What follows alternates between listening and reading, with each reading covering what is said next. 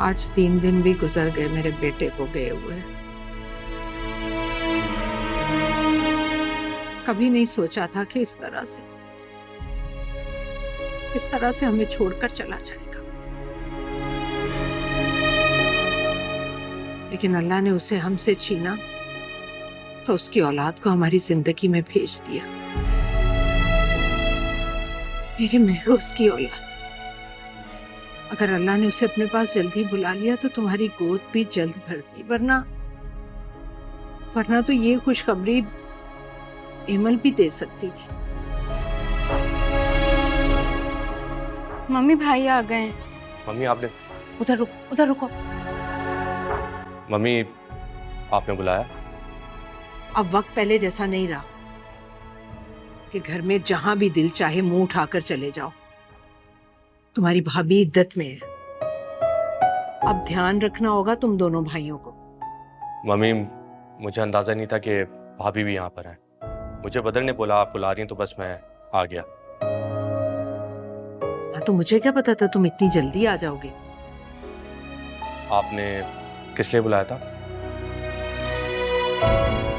मैंने 2 दिन बाद वकील को बुलाया महरोज की विल सुनने के लिए।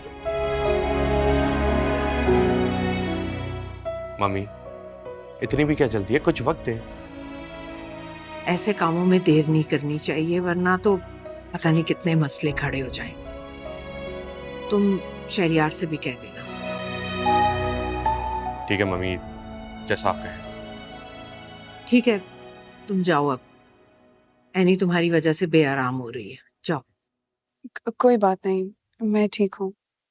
मम्मी भाभी को आप उनके कमरे में भेज दें, पूरा दिन यहाँ बैठ गई हैं, थक गई होंगी।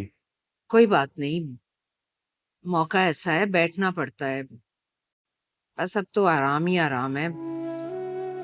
लोग ताजियत के लिए आ रहे थे, चले गए ताजियत करके, अब तो आराम ही करेगी।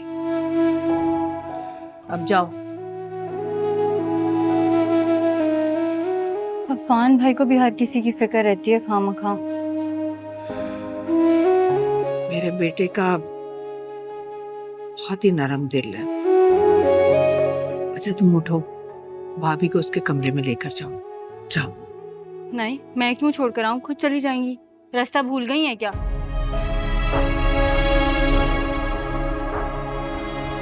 आप रहने दीजिए, मैं खुद चली जाऊंगी।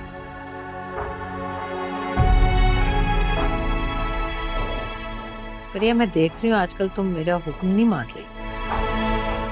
सॉरी मम्मी, ये नखरे मुझसे नहीं उठाए जाएंगे। आप ही कोई मुबारक।